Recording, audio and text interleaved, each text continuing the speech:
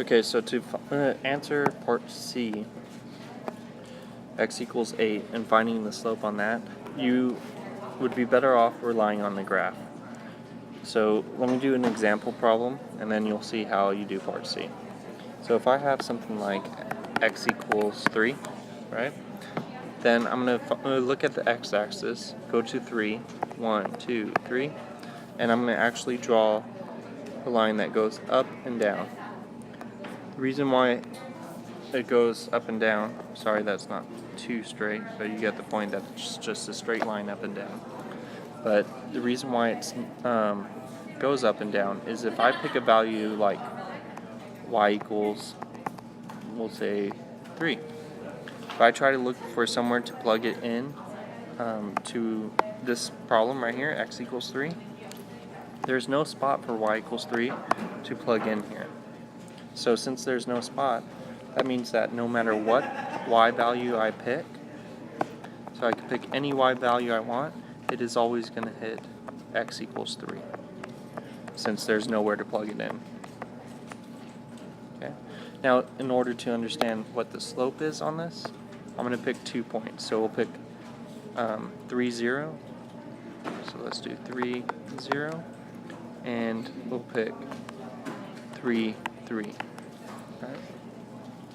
Now we know that slope is equal to your rise over your run. So what's your rise on this one? So my rise is going up 1, 2, 3. What's your run? Well, I can't go over it anymore, right? So it's actually, my run is 0. Now, does it make sense if I say you have 3 slices of pizza out of 0 slices possible?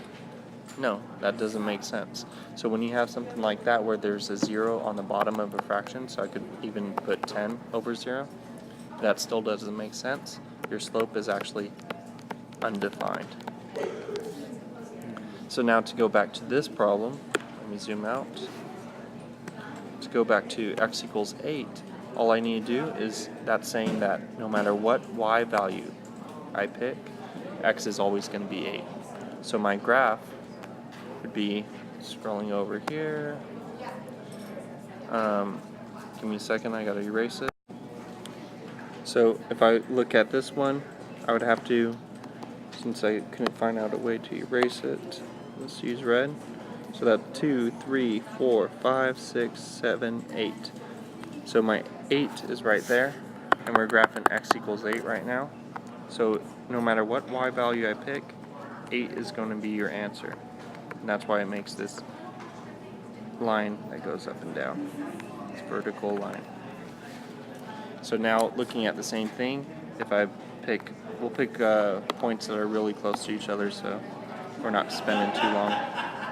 So what's my rise here? My rise is 1. What's my run? I can't do a run, so it's 0. So your slope is actually undefined. Again, no matter what you pick, I could pick x equals 100.